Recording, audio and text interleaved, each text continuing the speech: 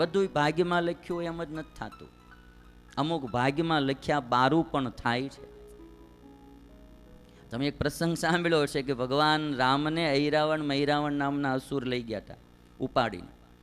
હનુમાનને ખબર પડી તે કે ભાઈ આ કોણ લઈ ગયું, અપહરણ કરી ગયું, તો કે ઐરાવણ મૈરાવણ. તે હનુમાનજી ગયા ઐરાવણ મૈરાવણ પાસે અને જઈને કહે છે કે તમે વારે વારે કે આ બધું કે આ અમારા પ્રભુને હેરાન કર્યા કરો છો કે એમ. અને ભગવાન રામને જઈને હનુમાનજી કહે છે કે પ્રભુ તમારે વારે વારે આ સંકટ કેમ આવ્યા કરે. એટલે રામચંદ્ર ભગવાન કહે છે કે ભાઈ પ્રારબ્ધમાં લખ્યું હોય એ ભોગવવું પડે, પ્રારબ્ધમાં લખ્યું હોય એ પ્રમાણે બધું થાય. એટલે ઐરાવણ મૈરાવણ પાસેથી ભગવાન રામને લઈ અને હનુમાનજી આવ્યા ને પછી સીધા ભાઈ મેં એવા કાંઈ લેખ લખ્યા નથી ને બધું લેખ લખ્યા પ્રમાણે થતું નથી. જો બધું લેખ લખ્યા પ્રમાણે થતું હોય તો તમે આવીને મને આ ગુંદડી નાખ્યો તો મેં હું મારા લેખ આવા લખ્યા હશે? મેં મારા લેખ આવા લખ્યા હશે કે? એટલે ઘણી વાર માણસો પ્રારબ્ધ ઉપર એવા આળસુ થઈ જાય છે. ભાગ્યમાં લખ્યું હોય તો થાય, ભાગ્યમાં લખ્યું હોય તો મળે. નહીં, ભાગ્યથી પણ ઉપર કોક છે. ભગવાન, ભગવાનના સંત, કોઈની આશીર્વાદ, કોઈની દુઆ કે આપણો પુરુષ પ્રયત્ન એ ભાગ્યનું સર્જન કરે છે. ભાગ એટલે શું? વિધાતા કોનો લેખ લખવા આવે છે? આપણે જ આપણા લેખ લખવાના છે. વિધાતાને દોષ દેવાની જરૂર નથી. માણસ જ પોતાનું ભાગ્ય લખે છે, માણસ જ પોતાનું કર્મ લખે છે. એટલે કૃષ્ણએ આજ પ્રારબ્ધ બદલી ગુરુપુત્રને પાછો લાવી આપ્યો. 3 પ્રસંગ છે ભાગવતમાં, મરેલાને પાછા લાવી દીધેલાના 3 પ્રસંગ. એક ગુરુપુત્રને પાછો લાવી દીધો. એકવાર ભગવાન કૃષ્ણ બેઠા હતા અને દેવકી ને વસુદેવ બેઠા હતા.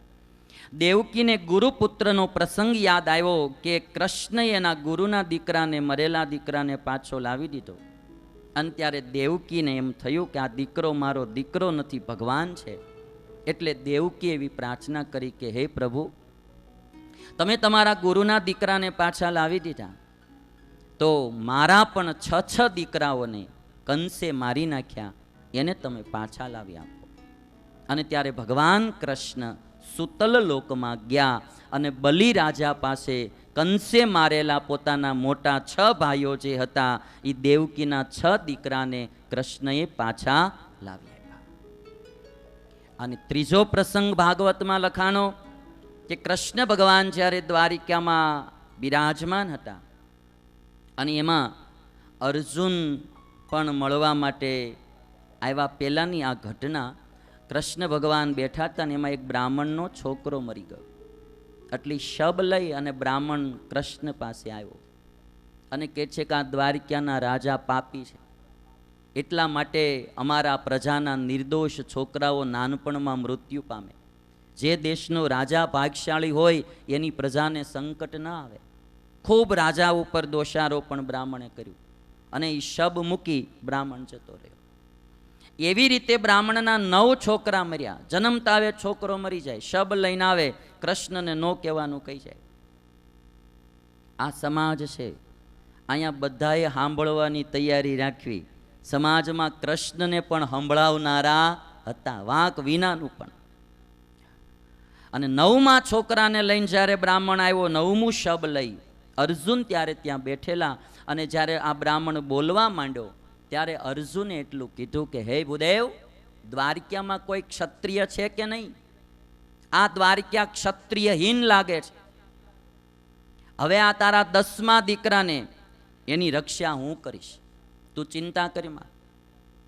અને ત્યારે બ્રાહ્મણ કહે છે કે જેની રક્ષા કૃષ્ણથી ન થઈ એ રક્ષા તું કરીશ, જેની રક્ષા બલરામથી ન થઈ એની રક્ષા તું કરીશ. અર્જુન કહે છે કે હું કાંઈ કૃષ્ણ નથી, હું કાંઈ બલરામ નથી, હું ગાંડીવધારી અર્જુન. હા, કૌરવોની મોટું સૈન્યને અણનારો હું અર્જુન. અર્જુનને અભિમાન આવી ગયું. અને જો તારા દીકરાની રક્ષા ન કરું તો અગ્નિમાં પ્રવેશ કરીને મરી જાઓ, પ્રતિજ્ઞા કરી અર્જુને. અને 10મા દીકરાનો જન્મ થવાનો થયો, અર્જુનને જાણ કરી. અર્જુને બ્રાહ્મણના ઘરની ફરતું બાણો મારીને કવચ બનાવી દીધું. ભાગવતમાં એવું લખ્યું કે દર વખતે તો છોકરાનો આત્મા જાતો તો ને શબ પડ્યું રહેતું હતું. આ 10મા છોકરાનું તો શબે ઉડી ગયું, શબે હાથમાં ન રહ્યું. અર્જુને ખૂબ ગોત્યું બધા લોકમાં, પણ ક્યાંય છોકરો ન મળ્યો. અને પછી પ્રતિજ્ઞા પ્રમાણે જ્યારે અર્જુન અગ્નિમાં પ્રવેશ કરવા જાય ત્યારે ભગવાન કૃષ્ણએ એનો હાથ પકડી લીધો કે અર્જુન રેવા દે, બ્રાહ્મણનો છોકરો જોઈએ ને, લાવ હું લાવી દઉં છું. ભગવાન કૃષ્ણ અર્જુન સાથે ભૂમા પુરુષના લોકમાં ગયા અને બ્રાહ્મણના મરેલા 10 દીકરાઓને લઈ અને ભગવાને બ્રાહ્મણને પાછા આપ્યા. ભાગવતમાં 3 પ્રસંગ, એક ગુરુનો દીકરો, 6 દેવકીના દીકરા અને 10 બ્રાહ્મણના દીકરાઓને ભગવાને મારેલા પાછા લાવી આપ્યા છે.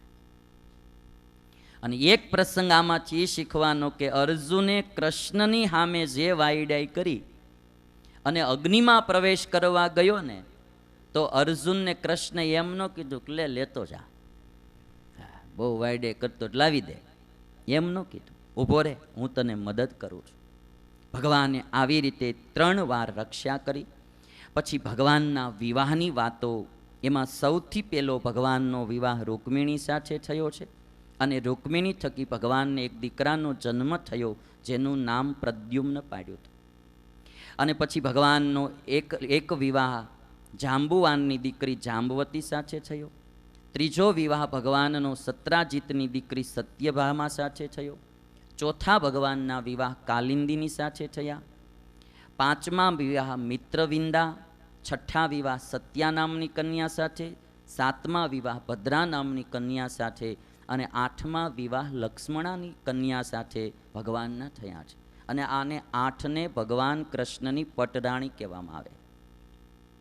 અને એકવાર ભૌમાસુર નામના અસુરે રાજાઓની કન્યાઓને, રાજાઓની નારીઓનું અપહરણ કરી અને પોતાના જેલમાં કેદ કરેલી ભગવાન કૃષ્ણએ એ 16,100 નારીઓને છોડાવી.